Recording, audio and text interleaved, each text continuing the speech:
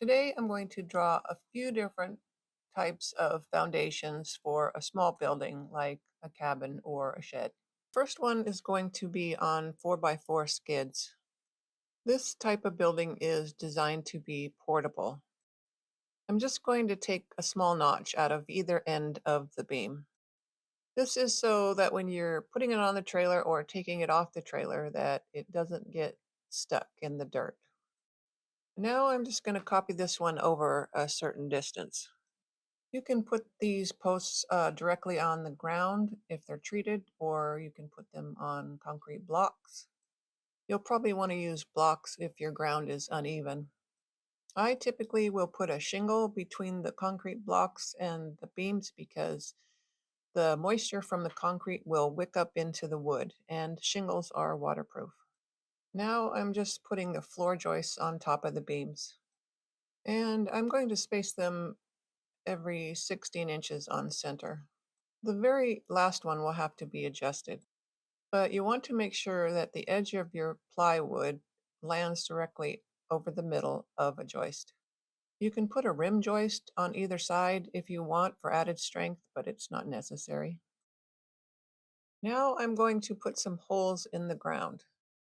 One thing I'm not going to show is putting a wooden post into a hole and filling it with concrete. I know you've seen it 1,000 times, but I will never do it. If you want your cabin or shed to be standing after a year or two, don't do it. The chemical reaction in the concrete will eat away at the wood over time, even if it's pressure treated. The wood will shrink and water will get into the hole and rot away the wood. If you cut the post to length but didn't treat the cut end, it's just like an untreated post. What I will show is just a treated post in a hole with dirt tamped firmly into the ground. Normally, I would not advocate the use of concrete because concrete manufacturing accounts for 8% of all carbon emissions worldwide. But many people are going to use concrete no matter what other people think. After I get my post set in the ground, I'm adding a rim joist. Then I'm going to space the joists at 24 inches on center.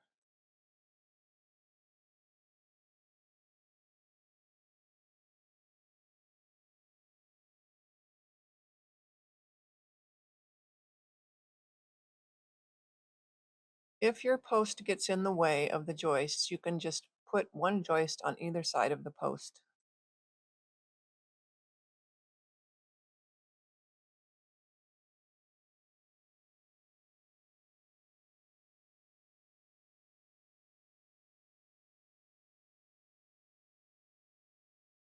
For added support, you can put a beam underneath the joists,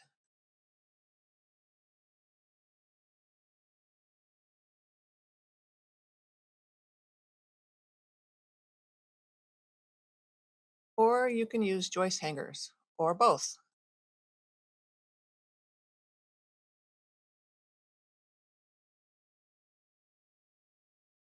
Then you can put your subfloor on top of the joists.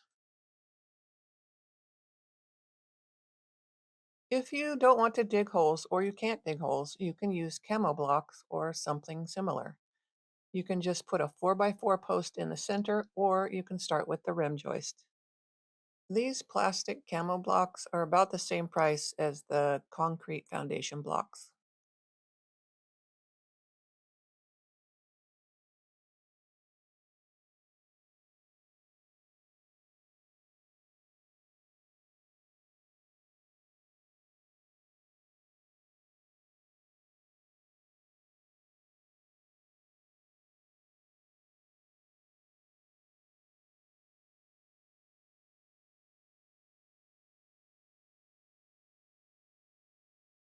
If the block gets in the way of the joist, you can just move the block over.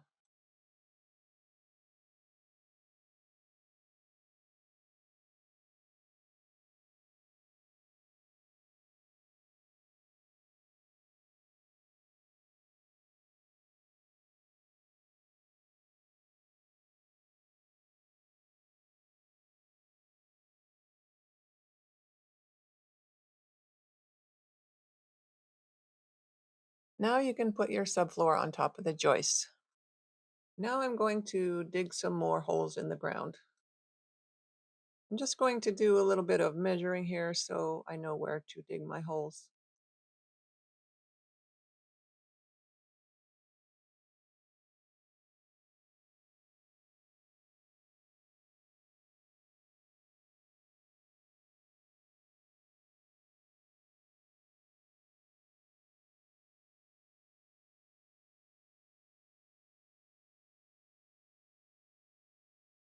I'm not advocating for the use of concrete, but if you're going to use concrete, you want to pour a concrete footing first.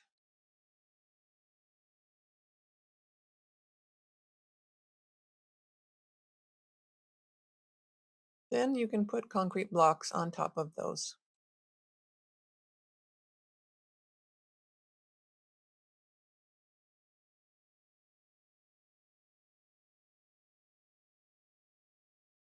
Your ground is probably not going to be perfectly level, so you can make your footings and your blocks whatever height you need.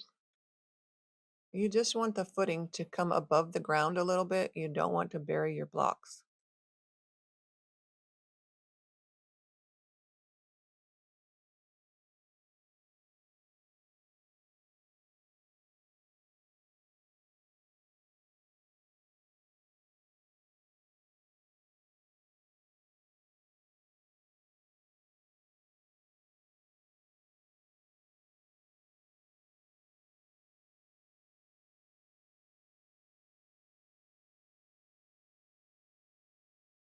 Now I'm going to put a small piece of asphalt shingle on top of the concrete blocks to keep the moisture from wicking up into the wood.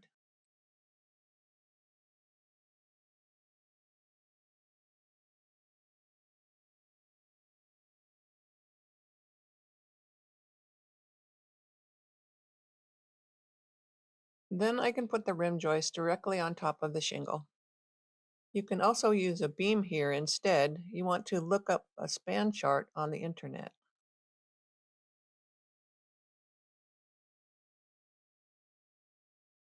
Now I can just copy my rim joist to the other side.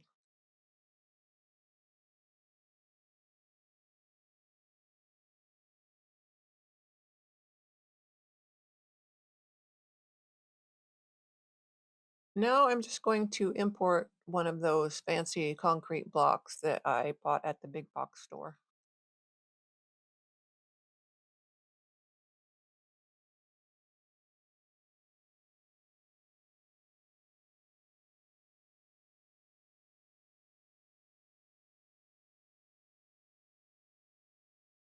These can be raised to any height you want, depending on the levelness of your ground, or if you just want your building to be a little bit higher, but you don't want to bury the blocks in the ground.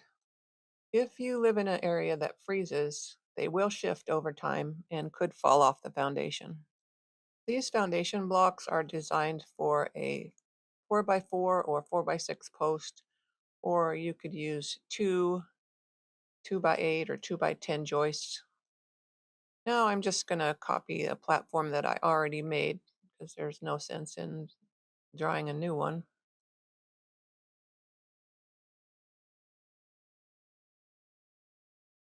Now I'm just going to put some beams under these joists just to show you what that looks like.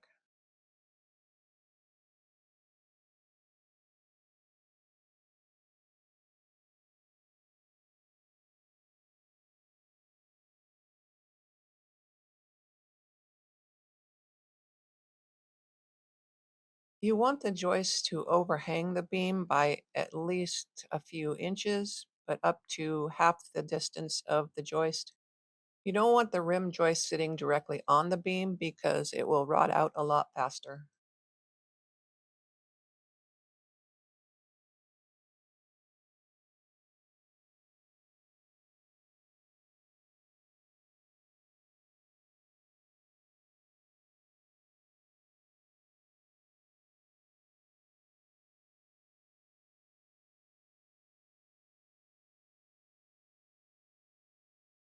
Now I'm just going to import a helical pile I made earlier. These piles just drive into the ground and are as strong as concrete. If you live in an area with frost heave, you can get the helical piles with sleeves that move up and down. That way, your building will not move up and down with the movement of the earth. The brackets on the piles are 3.5 inches wide, so you can use a 4 by post or you can use two by material with a 1/2 inch plywood in between.